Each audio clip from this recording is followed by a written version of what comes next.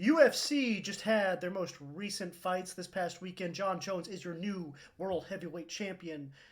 John Morant seems to be burning Memphis down to the ground right now. The Grizzlies are in turmoil.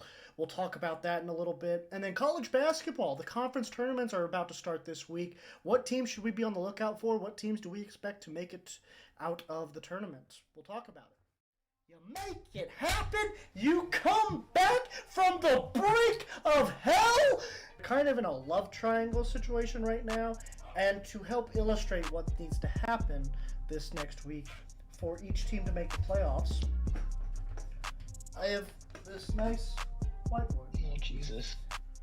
This one's for you.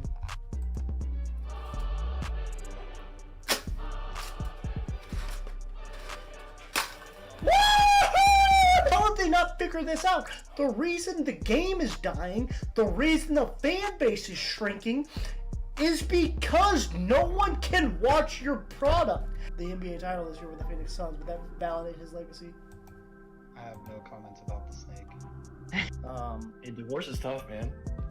I guess, yeah. Divorce is hard.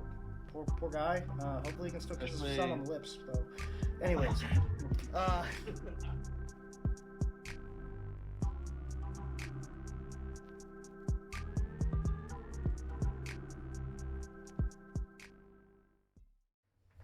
welcome back to the most unprofessional sports podcast in the world. This is Swivel Chair Sports. I am your host, Zach Circleberg Burkle, here with my co-host today, Aaron, Siege, and Joe. Go ahead and say hi, guys. Hey guys, what's going on? All right, before we get started, make sure that if you enjoy our content to like and subscribe. It does the videos really well. Yeah, 100. Please do. Moving on to, we'll start with some UFC. Obviously, they have fights just about every weekend. This past fight was pretty big because John Jones had made his return to the octagon. He moved up to the heavyweight class after being in light heavyweight for his entire career. And was actually able to come out and win the title in a hard-fought battle. I believe he won by knockout. But Joe, I know you're pretty versed in the UFC world. What were some things that stuck out to you this past UFC Saturday night? Of course, you got to start with John Jones. I mean, 3-year layoff. No one knew what he was going to look like at heavyweight. I mean, no one got to see the stand-up game, but I mean, the ground game's there, that's for sure. So, I mean, he came out, dominated, didn't leave it to a decision. So, I mean, it's also at the best thing you could ask for if you're John Jones right there. Now he's king of the heavyweights and gets to start his own little run up there. Some other fights that stuck out though was Rachmanov versus Jeff Neal. First of all, the dude's 6'5", 6'6" in the ring. That's insane. Octagon, sorry. Yeah. So, I mean, just another dude from out there in Russia, and just taking over the UFC too. And then American Bo Nickel. Hey. It was a three-time. Love a guy named three-time national champ, I think, in college, and successful pro wrestler, and then decided to go try UFC, and he gets in there and he's tapping people first 2 rounds. He just goes at it. So I know he's a big name right now. People are loving him. Yeah. Do you think his win's gonna get vacated? Huh? Do you think his win's gonna get vacated? Because it's under contest because of his alleged knee to the groin. I didn't know that.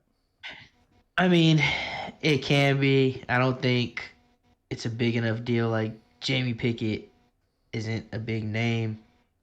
He didn't even know he was fighting Bo Nickel. He's a name people know, but he's nothing crazy. So I think they might just give it to him.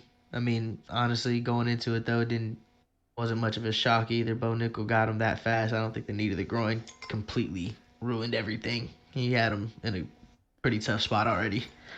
Yeah, and I may have misspoke earlier. Did John Jones win by submission, not knockout? Because I think I remember seeing it. Yeah. Okay.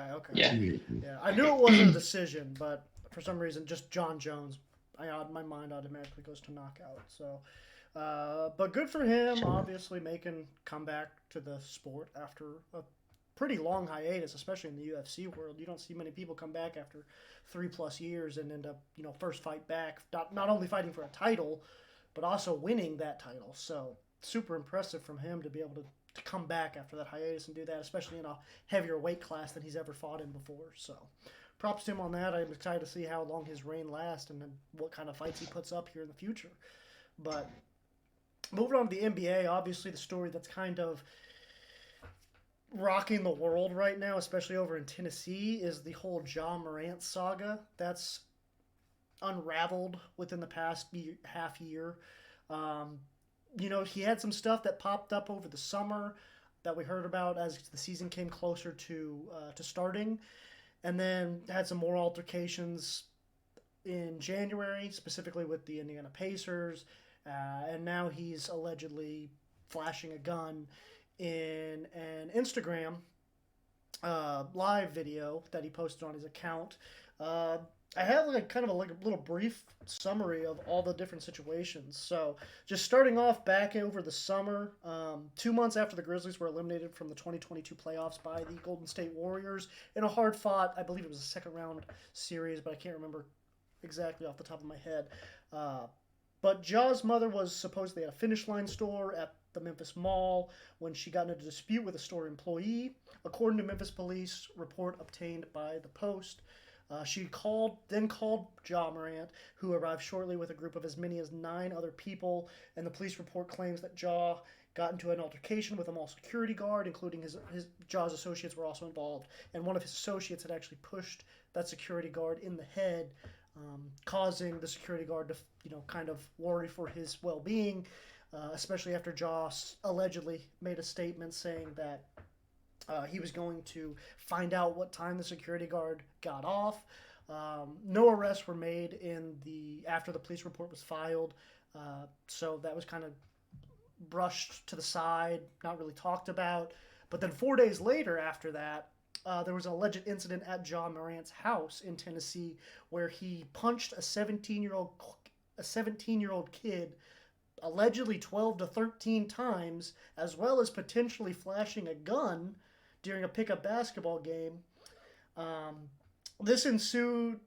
This resulted in a lawsuit, which listed one of Ja's childhood best friends, Devontae Pack, as one of the defendants. Devontae Pack is a name you'll hear reoccurring in some of these later situations, specifically the one with the Indiana Pacers. But regardless, Morant did claim that this incident with the 17-year-old kid was self-defense due to the 17-year-old throwing a basketball at his head, as well as making verbal threats, including that he would light Ja Morant's house up. So obviously something to kind of watch out for there if you're a professional athlete specifically, but really just any human being.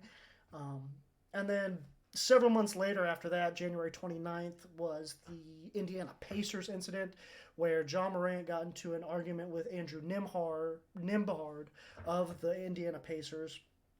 That resulted in a dispute where Ja's childhood best friend, Devontae Pack, who I mentioned earlier, ended up rushing the court or something and getting into the altercation himself. Devontae Pack then got escorted out of the building. But after the game is what people are talking about, where there was allegedly a slow-moving SUV that drove by the Pacers' traveling bus as they were loading up to get into the bus to head back to Indiana. Allegedly, a slow-moving SUV drove by, and a red laser was trained on members of the Indiana Pacers and Indiana Pacers staff. One of the Indiana Pacers staff actually claimed that it was 100%, his words, 100% attached to a gun. So, and Ja Morant was allegedly in that vehicle. Whether or not Ja Morant was holding that red laser and or gun, we do not know. But as far as we can tell, he was in that vehicle. And then following that, before the Denver, Colorado incident, the Grizzlies actually held a players-only meeting prior to the Denver game where Steven Adams specifically spoke up and communicated with the rest of the team that the team needs to show better discipline on the road. The team needs to stay away from going out when they are on the road. The team is 12-20 on the road, so obviously some of those off-court antics could have something to do with that. But beside the point, the Grizzlies have been known, Ja Morant specifically has been known to get into these sort of debacles. So most of the team apparently felt that these comments were directed specifically at Ja Morant. And lo and behold, shortly following, during their road trip in Denver to face the Denver Nuggets, Ja Morant was seen on Instagram Live flashing a gun in a club. And now the Colorado police has opened an investigation following that footage. The video posted on Ja's Instagram account is believed to have been filmed in Glendale, a small enclave surrounded by Denver and known for its strip clubs and shopping centers. Police did not receive any calls or complaints about Ja, but they started looking into the matter on Saturday after learning about the video circulating online. Since then, Ja Morant has been suspended indefinitely from the team and has issued his own apology for the incident and has spoken out about how he is working on bettering himself and working on his mental health. So I bring all of that up to say, is Ja Morant potentially burning down the Memphis Grizzlies culture that they have cultivated throughout his tenure there? Obviously, they're the second seed in the West right now. They were on track to be title contenders come playoff time. Whether or not that road record came to bite him in the butt, we don't know. We would have to wait and see. But Ja Morant's obviously not making this easy on the Memphis Grizzlies. On top of that, Dillon Brooks was suspended for last night's game against the Los Angeles Clippers, and Brandon Clark has the backup. I think he's a backup power forward. He might be starting now, beside Jaren Jackson Jr. But Brandon Clark has torn his Achilles and is out for the year. Is this the beginning of the downfall of the Grizzlies and really this regime as we know it? What do you think, Joe? What do you think this spells for the future of the Memphis Grizzlies? I think the whole Ja thing, I honestly think it's more about himself than a team. Like, you can't blame the whole entire team falling apart just for that guy. Yeah. He's jacking up his own career at this point, and I feel like that's more important for him. As far as the rest of the team, that might be an organization problem. Yeah. If somebody's let this kind of go for this long, if this is how it's going, someone's been letting it go or ignoring it or sweeping it under the rug, or they just don't care. They were just fine because they were in the media, hyped up and winning. So I don't know. I could see Jaw still 24, Yeah, 23. Like, he can absolutely bounce back for that. He's just gonna have to be absolutely flawless after this. Otherwise, it's just gonna keep lingering. Yeah, he's definitely gonna have to have a squeaky record going forward. Obviously, we saw what this did to Gilbert Arenas' career back in the mid 2000s. It essentially derailed Gilbert Arenas' career. He was on track for a Hall of Fame career. He was one of the best point guards in the league at the time, and then he had that incident with Jamison Critton. I can't remember the dude's name. Something Crittenton or something like that, where they flashed guns at each other in the locker room. Supposedly, the biggest problem here is that Ja Morant may have taken this firearm with him on the team plane to Denver in the first place, which is a big no-no in the NBA. You can't be traveling with firearms if you're, part of the NBA banner. That's not a good look. So I don't exactly know what to do with Ja Morant. I just know that he keep that thing on him. He keep that thing on him. That's for sure. Yeah, I mean, I hope for his sake that he gets all this stuff figured out and settled. But at this point, it's definitely worrisome, especially when you look at him being the face of the franchise, him being the face of Powerade now, them reactivating their whole ad campaign after a 5-year hiatus, I think is what I heard.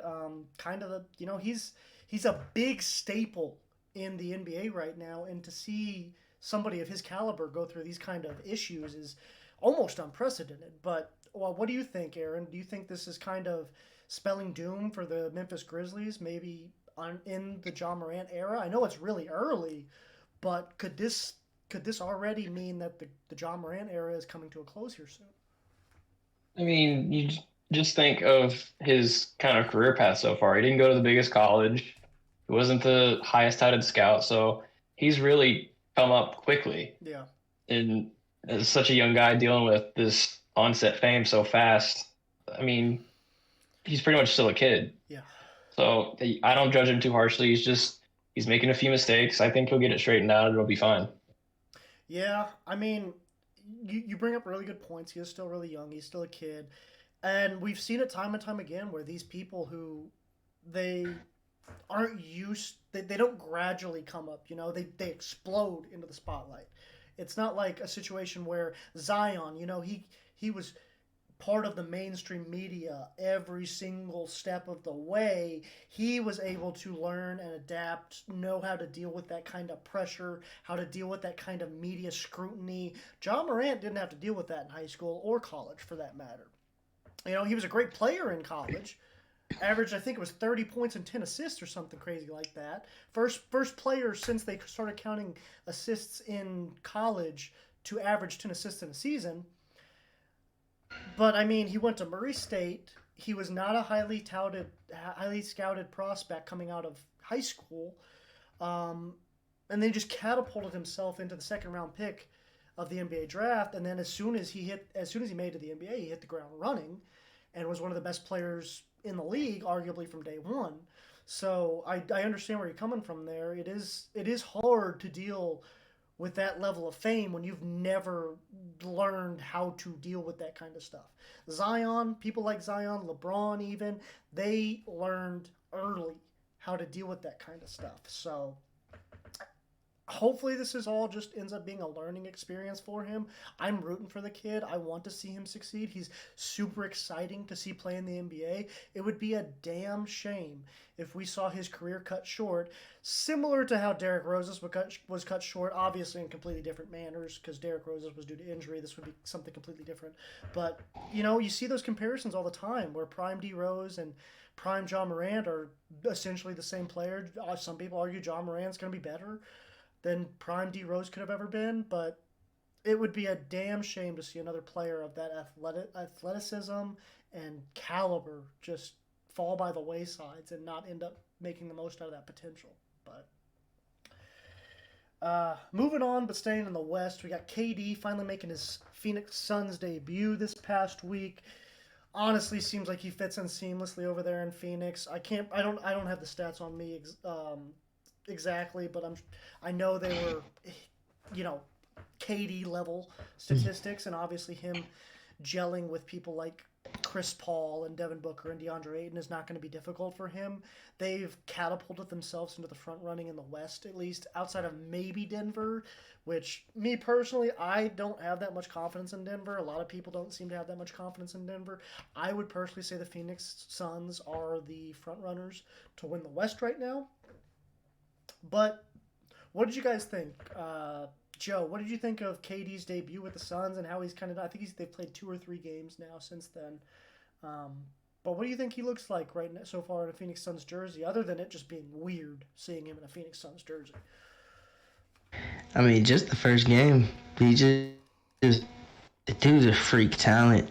Like, to be injured and now on a new team, still injured the first couple games. Like, he came out and his game didn't look any different.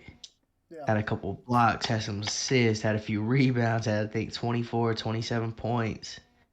Maybe less, but I know it was in the 20s. Like, it was like 23. Yeah, it was 23.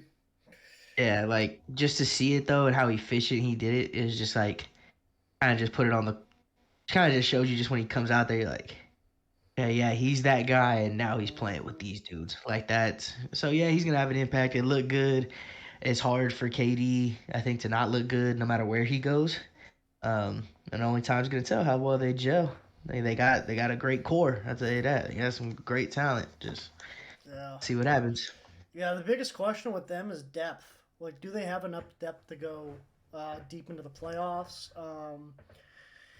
It's kind of hard when you have players like Kevin Durant, Chris Paul, Devin Booker, and DeAndre Ayton in your starting lineup to say that depth matters really at that point. Because come playoff time, those 4 dudes are going to be playing 38-plus minutes a night. But just to kind of bring up the stats for KD in these first 3 games as a Phoenix Sun, 23. Super efficient. Yeah, super efficient. 10 for 15, 7 for 10, and then 12 for 17. 23 points, 20 points, and 37 points respectively. Rebounds are about what you expect from him. Assists are about what you expect from him. The defense is there. He's averaging over a block a game since joining Phoenix. Shooting over 50% from three since joining Phoenix. I mean, he just seems to mesh perfectly with this squad. I don't know if there's a team that he would have fit in better with, and that's that's talking about a dude that fits in anywhere. But this team specifically, I feel like was just a perfect fit. They needed that wing that wing playmaker.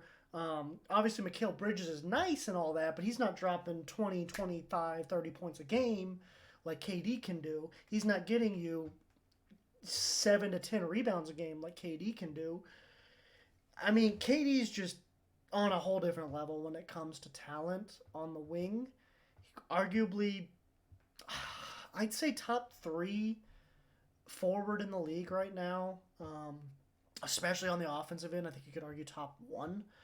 But what do you think, Aaron? What are your expectations for the Phoenix Suns going forward now that they've added Kevin Durant and he seemed to fit in with them perfectly? I mean, they're definitely title contenders. We said that kind of right away when they got KD. So Right. seeing it on paper, it's actually exciting because It's so fun. I think it's going better, especially early on, than at least I imagined. So they'll be a scary team, and if they can kind of negate their lack of depth, then it'll be really fun to watch.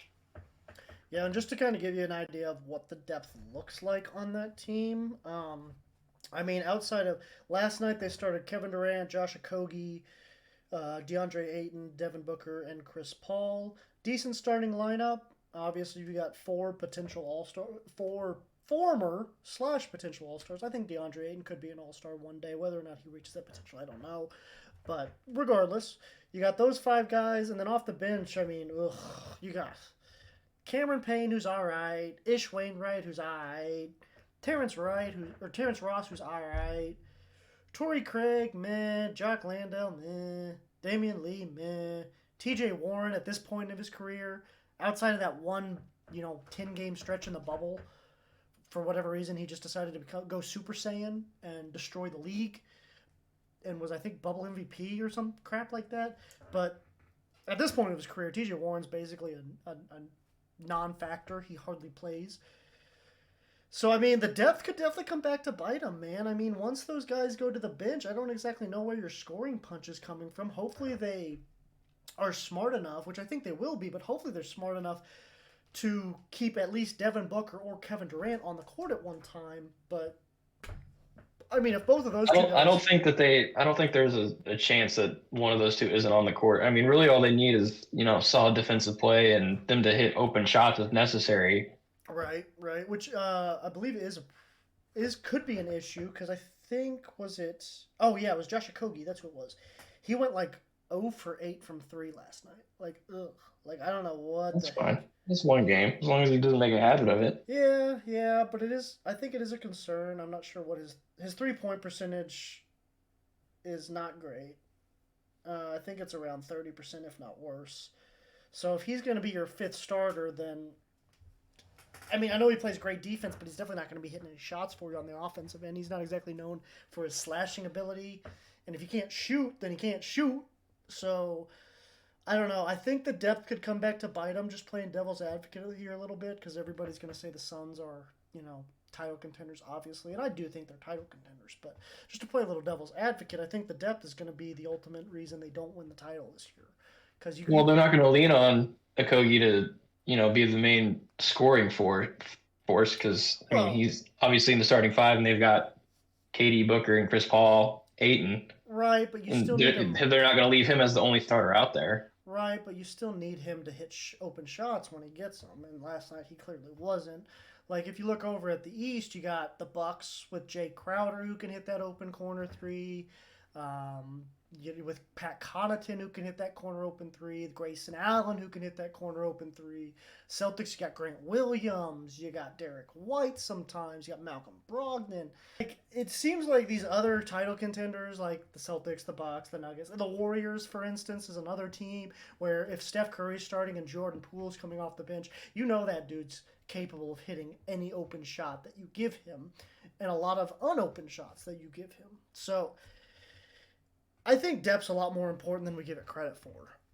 Maybe not so much in the playoffs as I'm making out to be, but the more depth, the better is always how I see it, and the Suns have zero.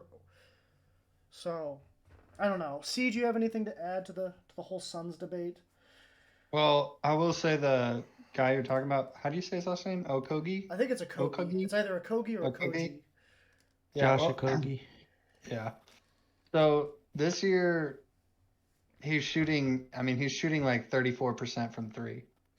So and his last 10 games he's shot 40% from three. Yeah, but his So career is I don't know if 28 it's and like, a half.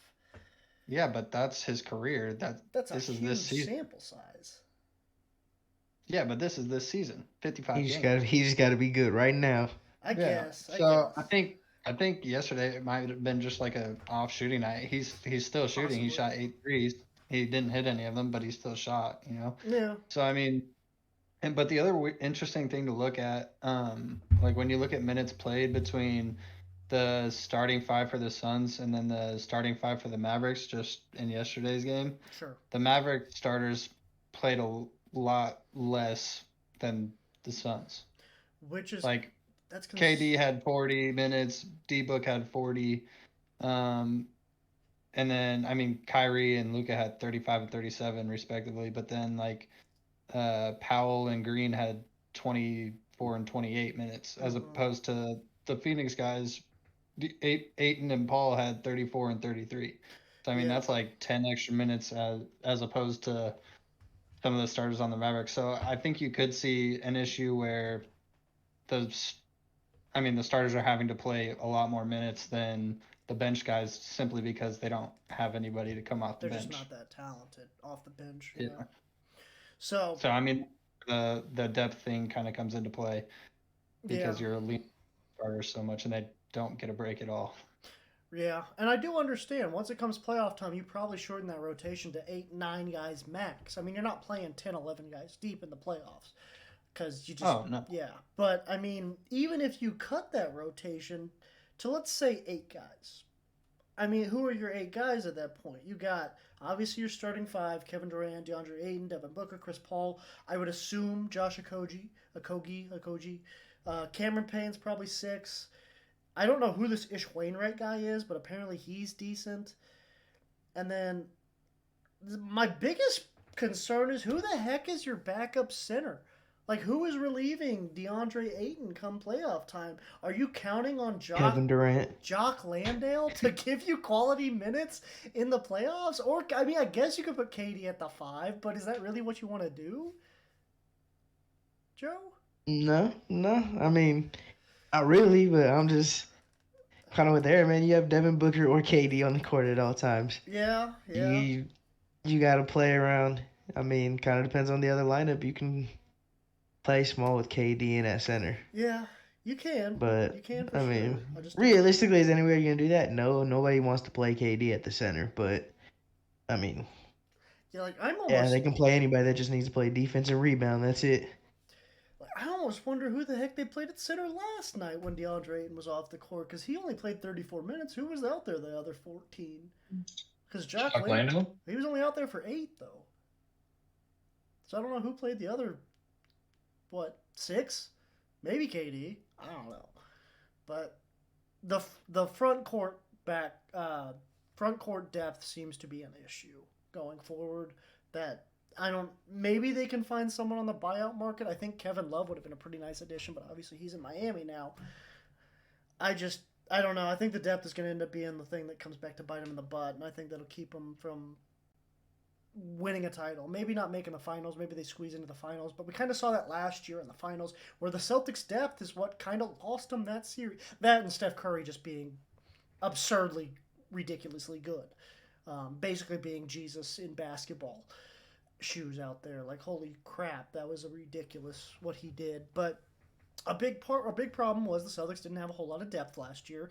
They bring in Malcolm Brogdon and it was supposed to be Danilo Gallinari to help solve that, but obviously he got hurt. I guess Mike Muscala is now the other addition we made, but I mean, depth seems to matter the later you get into the playoffs, and I think that'll be what comes back to bite the Suns in the butt down the line. But moving on to a little bit more fun story for Joe specifically, I'm sure. The Lakers are on fire right now. Oh my goodness, ever since the trade deadline, they can't seem to lose.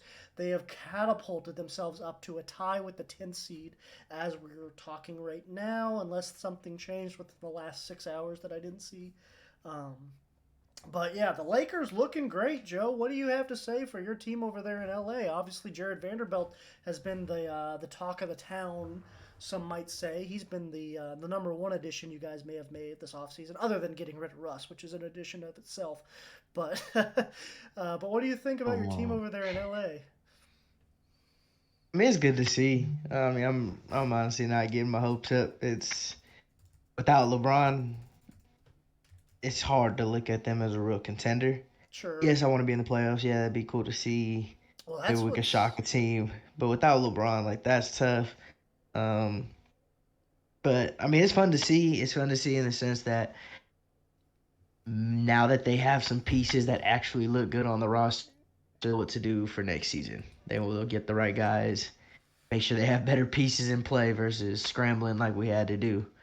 But hey, I'm on the train, so let's ride. I'm ready to go to the chip. Yeah, I mean, you're only 2 games away from the 7 seed, only 2.5 games away from the 6 seed.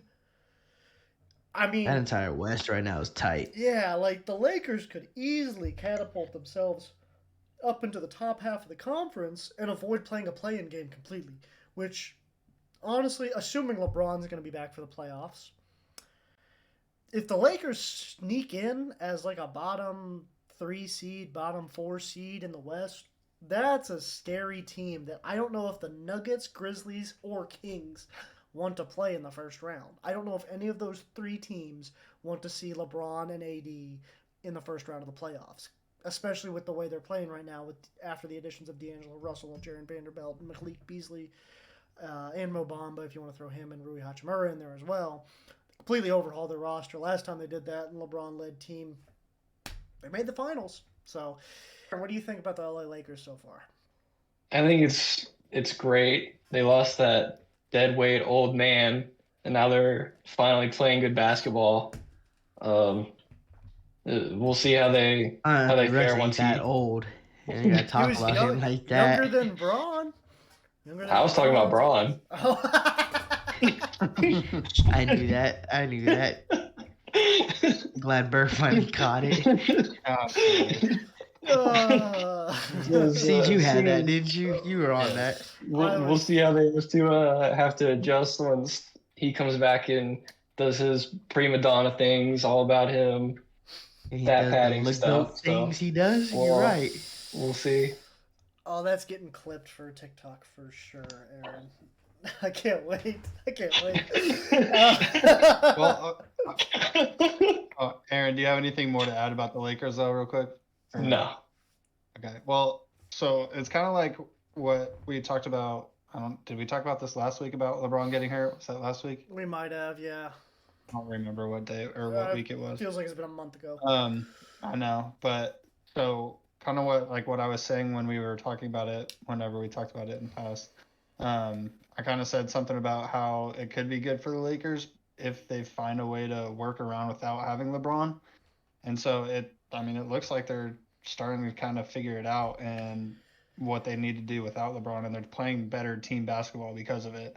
So, I mean, I'm seeing a pretty nice little upswing here in their play. So, I mean, it could work out for them. They're trending in the right direction, so we'll see. So now that Joe's left, unfortunately, he had some other affairs to attend to, but we will be moving on to college basketball. Let's talk a little conference tournament action since that is coming up this week. We'll talk about the SEC later because I'm a little too heated to talk about that right now. Moving on to the ACC, one of the better basketball conference in the country outside of Big 12 Siege. I'll give you that for this year. Number 1 seed Miami, number 2 Virginia, then Clemson, Duke. You got Pitt, or NC State, North Carolina, Syracuse, Wake Forest, Boston College, Virginia Tech, Florida State, Georgia Tech, Notre Dame, and Louisville. What are your guys' thoughts, Aaron? What do you think? Do you think the ACC tournament is shaping up to be Miami running away with it? You can kind of see Duke maybe making a run, or Clemson. Clemson's not typically known for their basketball. Could you see them making a run to the conference championship game? What do you think? I don't know. I think it ultimately comes down to Miami or Duke. They're both on a good runs. Duke, I think, kind of started off a little bit rocky, but they're putting it together as they usually do late in the season. So I think it'll come down to one of those two. Yeah, I think out of all of those teams in the ACC, it probably does come down to Miami and Duke. Just kind of like you said, Miami seems to be the best team in the ACC, clear cut right now. I guess Virginia's pretty good. You could argue Virginia, but I don't know. Miami, they're 15-5 in conference play. Virginia's also 15-5. Dang, they're actually really similar record-wise and everything. I haven't looked deep enough into who they've played to exactly know who has the stronger schedule. Virginia is ranked higher at 13, Miami at 16. I think I'm going to go with the Cavaliers then. I think Virginia's going to win the ACC for, is this like the 5th year in a row or something like that? I know Virginia's been good for a while. I don't know if they win the conference tournament every year, but I know they've been good for a while. So I'll ride with the hot hand, the team that's been good for the last 5 years, and say Virginia's going to come out on top in the ACC. Siege, got anything to add for that? I can always come I will continue my ride with Miami that I predicted a long time ago about them being the team to look out for in the tournament, and the March Madness tournament, obviously not just the ACC tournament, but I'll ride with my hot hand in Miami as my horse to make a run. So I got them winning the ACC. Okay. Moving on to the Big 12, we got number 1 ranked Kansas. Obviously, been one of the best teams in the nation this year. Followed by number 2 Texas, 3 Kansas State, 4 Baylor, 5 Iowa State, 6 TCU. Your boys, Siege. And then Oklahoma State at 7, West Virginia at 8, Texas Tech at 9, and Oklahoma University at 10. I feel like this is Kansas to lose. I don't see any way Kansas does not come out as the Big 12 tournament champions. Aaron, you got any opposing opinions? Because Kansas just seems to be like the clear-cut best team in the Big 12, and it's not close. I think Texas could give them a run for their money. I mean, Texas beat them earlier in the season, if I'm not mistaken. Basically, so everybody's beat Kansas. that could be a good matchup, but yeah, I think I tend to lean Kansas. What do you think, Siege? Obviously, being a resident Big 12 fan. I think the Big 12 tournament is the hardest one to predict, just because there really isn't a clear-cut leader in the conference. I mean, yes, Kansas is the 1 seed because they have stayed out of the path of the wrecking ball that is the Big 12 this year, the best. But I mean, Texas has beat them, TCU has beat them, Kansas State has beat them. Like, a lot of people have beat Kansas. Yep. It's just they haven't lost as much as the rest of the teams. So I think, honestly, if I'm looking at this, I think I like Kansas State right now. I don't know why. I like Kansas State, though. Because Kansas State's going to have to, if they beat TCU in the first round, that's going to be a really good game to watch. But if Kansas State takes care of business against my Horned Frogs in the first round, they have to play the winner of Texas and I guess would be OSU. Yeah. So, I mean, if they can take care of business in the first round, I think Texas is beatable. And then they would have, I don't know, Baylor's really good too. So it's so tough to call. I would say my pick would be Kansas State though, and that's kind of a wild pick, but that's my pick. I like that pick though. They've had a great season, arguably their best season. What, like the last 10 years, maybe, as far as Yeah. basketball's regards. Um, they did, like you brought up, they did beat KU this year. I just think, man, they have to beat TCU, and then they have to beat Texas, and then they have to beat either Kansas or Baylor, presumably. Maybe Iowa State or one of those other teams. I doubt it, but maybe Iowa State or one of those other teams. Probably Kansas or Baylor, though. That's a heck of a road to have to go through just to win the conference tournament. I mean, you're facing arguably 3 or 4 of the top teams. Well, I guess, yeah, 3 out of the 4 top teams in the Big 12. Because TCU, you could argue, is better than Iowa State. Baylor, I think, is a little tough to argue that, but I mean, TCU, the Big 12, like you did bring up that point, C, just that the Big 12 is a lot closer than I think I made it out to be. I just feel like the record wise, Kansas is far, and rankings wise, Texas or Kansas is far and above the rest of the pack. I mean, they're ranked third. Texas is right down at 9. They have 2 more wins than Texas, and 2 more wins than K State. I mean, it looks a lot bigger gap than it is. But then I think back to when Texas beat Kansas and K-State beat Kansas and Iowa State either beat or almost beat Kansas. It's going to be a lot tougher than I think I originally portrayed. And then Baylor's there at 7. So. Yeah, and then can I give a little bit of context real quick? Go ahead.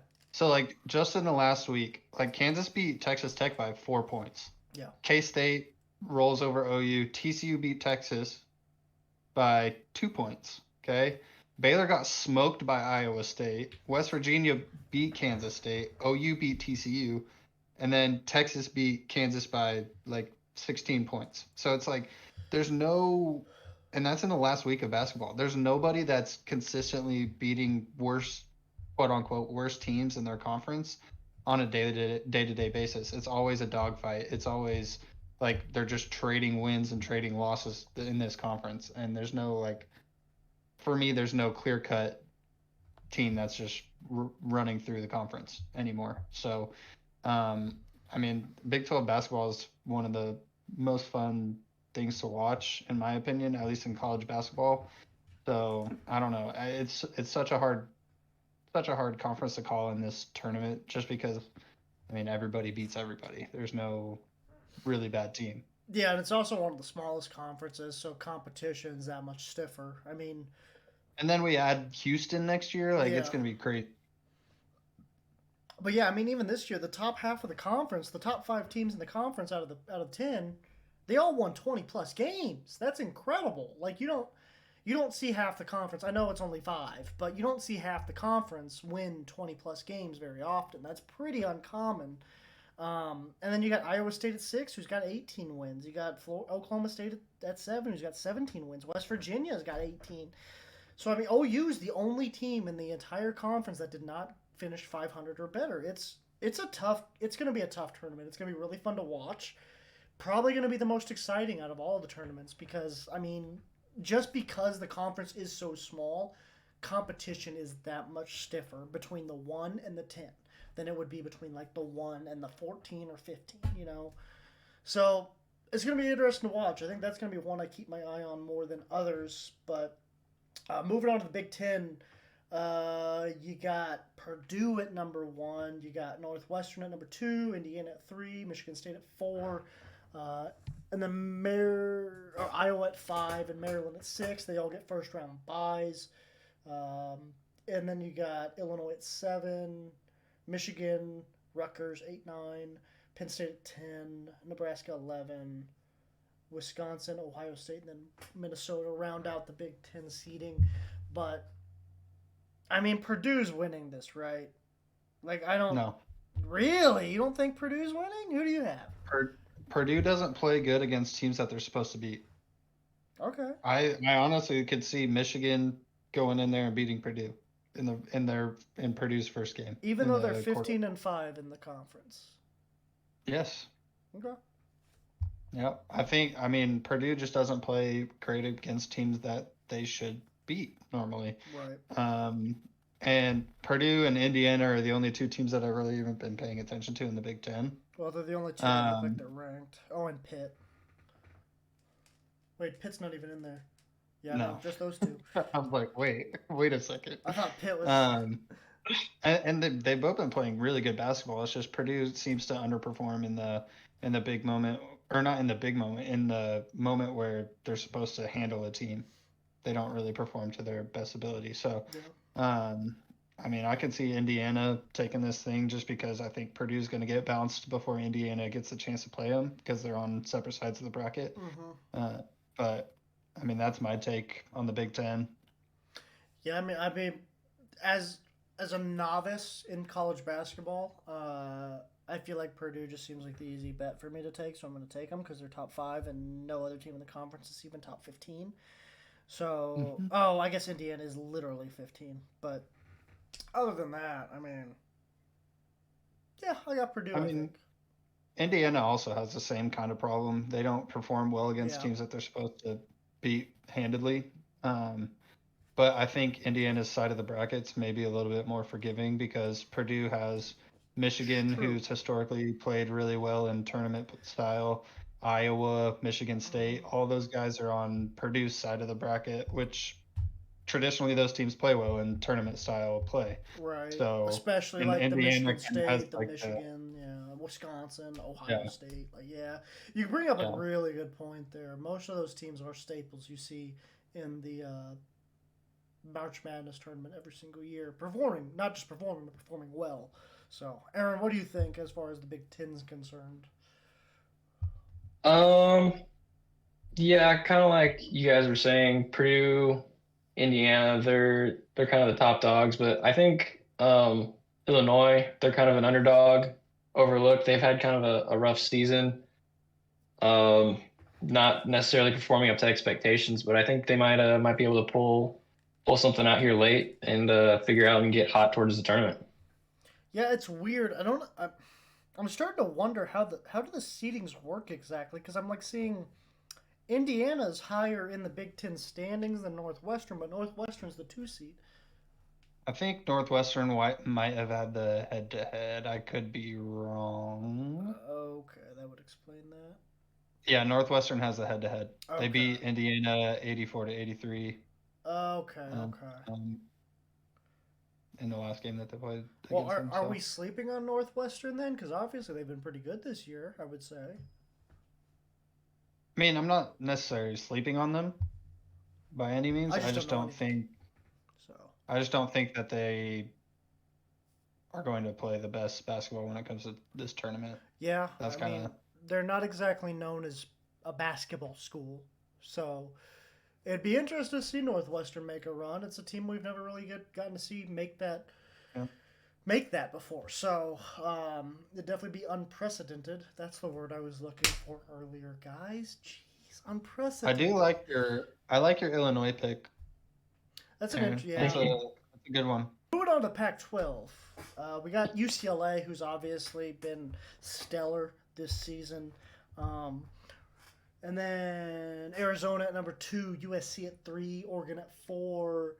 You got Washington State at 5, Arizona State at 6, Utah at 7, Washington at 8, Colorado at 9. Where's 10? Stanford at 10, and Oregon State at 11, and California at 12. I just said Cal. But what do you get? I mean, UCLA, I know I made the bold claim and Siege kind of just swatted my shit last conference, but UCLA is winning this, right? Well, they just lost their best defender to injury. Shit. I don't follow shit. I don't know this. I don't follow college. This is why I think they still should, though. I think they still should. I mean, obviously they got to rally around and they've got some adjustments to make, but I think really the only other two teams that might give them a run for their money would be either USC or Arizona. Yeah, Yeah. I am seeing Arizona is ranked 8, which is higher than I swear I saw them at earlier today. But that's beside the point. Is Mizzou ranked or not? Because it's not updated on Bleacher Report if they are. I thought they were ranked number 2. They're 25.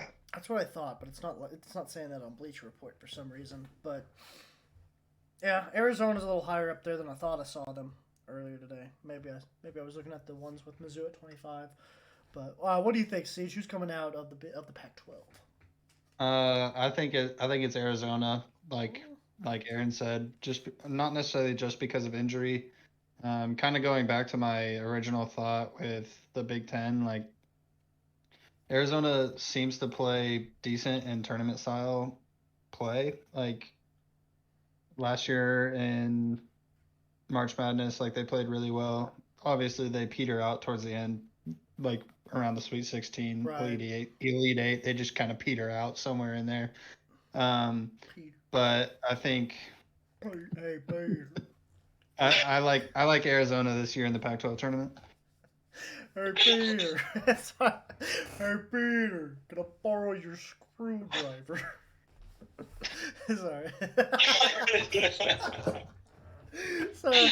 I couldn't help myself. I thought of Joe Swanson. But and then finally, our last conference that we're going to talk about, because outside of the Power 5, this is probably the most important conference to be looking at. Big East. Yes, sir. As far as hoops is concerned, the Big East is the only Power 5 that really matters at the end of the day. So we got Providence at number 1, Villanova at 2, UConn at 3, Creighton at 4, Marquette at 5, and then you got Seton Hall at 6, St. John's at 7, Xavier at 8, Butler at 9, DePaul at 10, and Georgetown at 11. So other than most of these teams being the ones that destroy me every single year in March Madness because I pick them to go far and they never freaking do, Georgetown, Xavier, and Villanova specifically, I always pick those 3 teams to make it deep if they're playing well that year, and they always lose in the first or second round, but that's beside the point. I'm not bitter about it. I'm definitely not bitter about it. But what team do you guys have come out of the Big East this year? I am going to face my demons and say Villanova, because they always seem to screw me, so I might as well pick them again for the 12th year in a freaking row. What do you guys think? Aaron? I think Villanova kind of stinks this year. So Gosh dang, I can't catch a break with this conference. This conference screws me every year. I think UConn is low-key one of the best teams in college basketball. They've got a really good offense, really good defense, so I'm going to pick UConn. Providence isn't even or Nova ain't even ranked? What the heck? Did I switch my pick? Nope, it's too late. You already locked it in. All right, I locked it in. See, who do you have coming out the Big East? First, I'll put some respect on their name. It's Xavier, not Xavier. Anyways, I got Xavier. The only issue that I think it's kind of the same thing as the Big 12 though in this conference, because all these teams are like really like have a history of being really good in the tournament. Yeah, like Georgetown being 11. Marquette, Providence has been really good the last couple of years. Yep. Yeah, I mean even like Seton Hall, like they've had some runs in their tournament. DePaul, St. John's. St. John's, yeah, like all of them. Yeah, all of them have. Butler's obviously made it to multiple national championships under Brad Stevens, the greatest general manager in Boston Celtics history. I mean, they all have history of having amazing runs in the tournament, so it's hard to count anybody out. This year, though, I have Xavier taking it. That's bold. They're at the 8th seed, so it'd be quite the trek for them to travel if they were to win the conference tournament, having to beat Butler, then Providence, then either Creighton or Marquette, and then anybody else in the other half of the conference, because that's a lot of teams to name off. But wait, are you looking at the right thing? Am I looking at the right thing? Last year? Is this last year? Yeah, you are, because Xavier's the 2 seed. No wonder you picked Villanova. Hey guys, just keep in mind this is the most unprofessional sports podcast in the world. This is going to be in Hosted the by- final product. I don't care. Jeez. We're not recording. We're not re-recording. I was looking at last year. Why would they bring me last year's freaking bracket?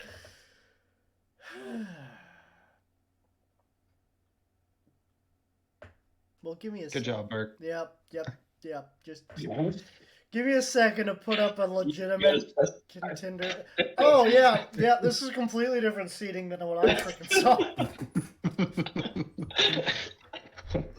See, because Villanova was number 2. Why did you cut me off? You didn't say I'm gonna go with Villanova at number 2. my Like, I'm gonna go with Villanova. No, but I goes- named them off by seeding, and Villanova was the second team. Aaron goes, "Oh, I think Villanova kind of stinks this year." I was like, "Yeah, they're not like the best." They were 2. They were the second seed on the one I was looking at. Tell you what, Villanova has a tough trek to the I changed my pick to Marquette. That's what we're going with. Go Marquette, baby. Go. What is their mascot again? The Marquettes. I don't know. Yeah. Dwayne Wade's. The Marquette. Yeah, the Dwayne Wades and Jimmy Butlers.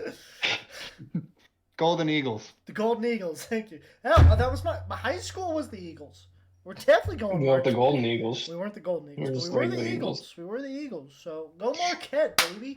Ignore everything you heard in the first half of that Big East segment because I'm misinformed and stupid. So.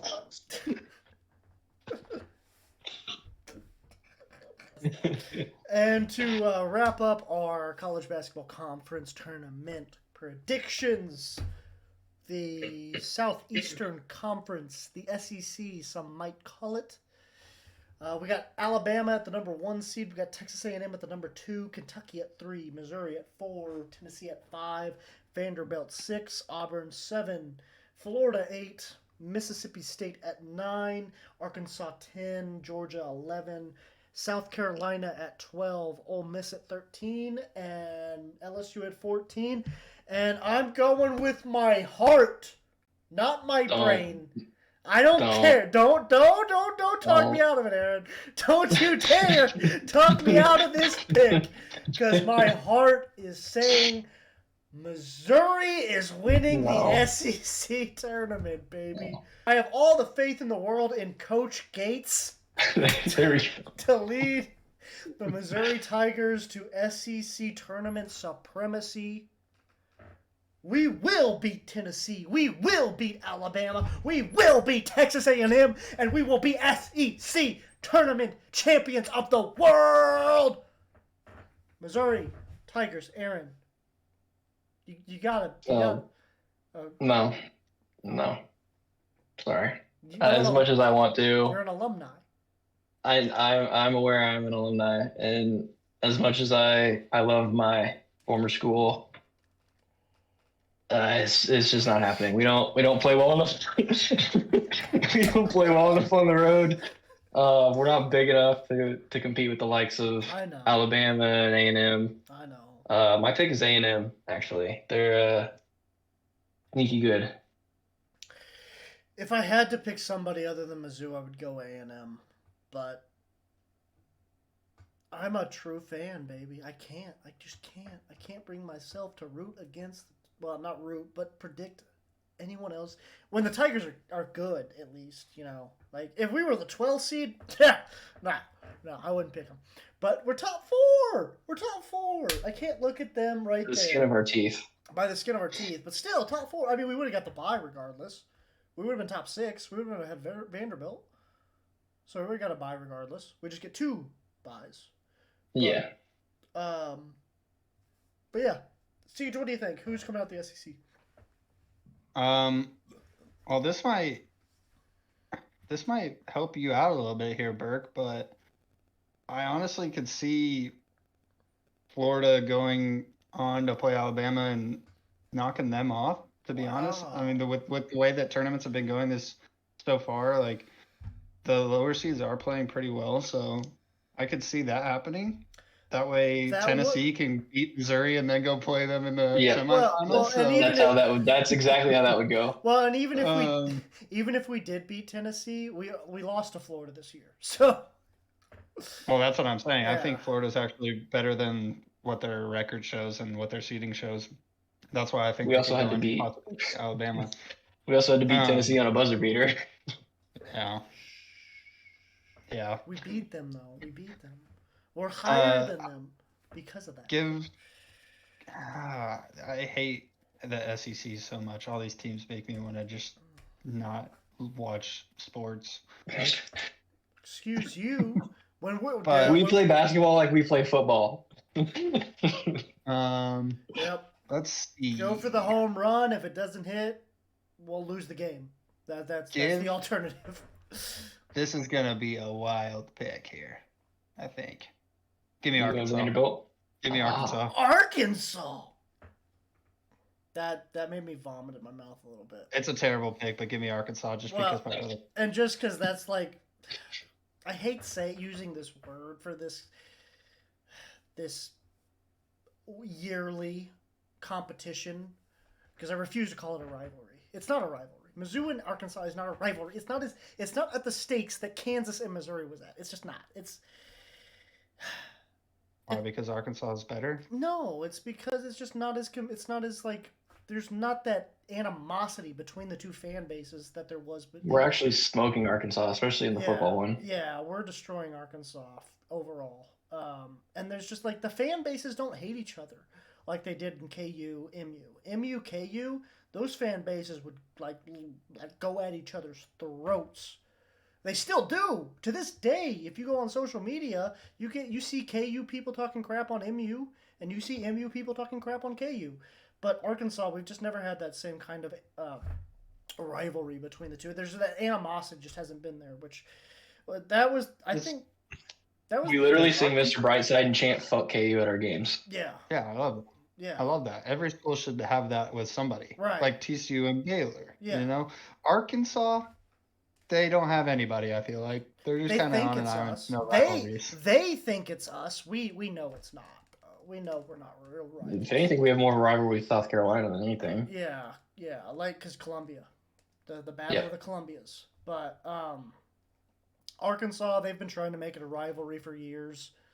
Ever since we joined the SEC, they've been trying to make it a rivalry. Mizzou fan base. Well, they are technically our rival. Right, like they're who we play on rivalry weekend and all that good stuff. And I mean, we do have some sort of history going back to the Cotton Bowls, but KU was different level. Like, as a Mizzou fan, if you lived through the KU rivalry, Arkansas doesn't hold a candle to it. Am I right, Aaron? Yeah, I mean, the Mizzou-KU rivalry stems from the Civil War, so it goes back quite a ways. Yeah, it's centuries old, and Arkansas is like decades. So I just don't think it'll ever. I mean, even this year, we actually got to play KU this year, and even though we lost. Well, we lost. We'll just leave it at that. We lost. We got mollywopped. Yeah, we lost by damn near 30. But 28 to be exact. But we were talking hella shit going into that game. Oh yeah. You're dang right we were. Best believe they won't play football even though they might have beat us last year. They won't. You think?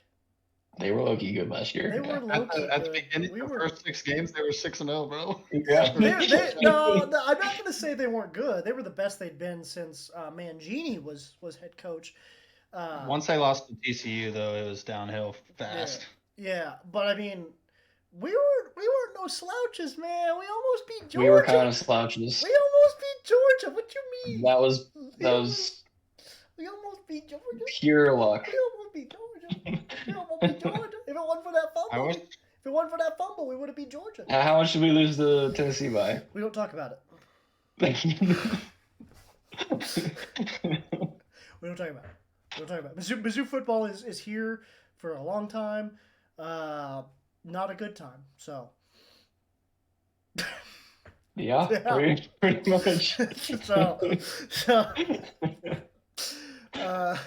that'll do it here for this episode of Swivel Chair Sports. I have been your host, Zach Circleberg. You got your sports fact? Random sports fact of the week. So on topic, Mizzou is commonly referred to as the founders of homecoming. There you go. The random sports fact of the week is Mizzou is commonly referred to as the founders of homecoming, as a ploy to get fans to come to their games back in the day. So there you go. Mizzou has not been able to bring in fans to watch their games for quite some time, and as a result, they had to resort to founding homecoming. So you're welcome, all high schools and colleges out there that celebrate homecoming. If it wasn't for our low attendance record, you wouldn't have it. You just wouldn't.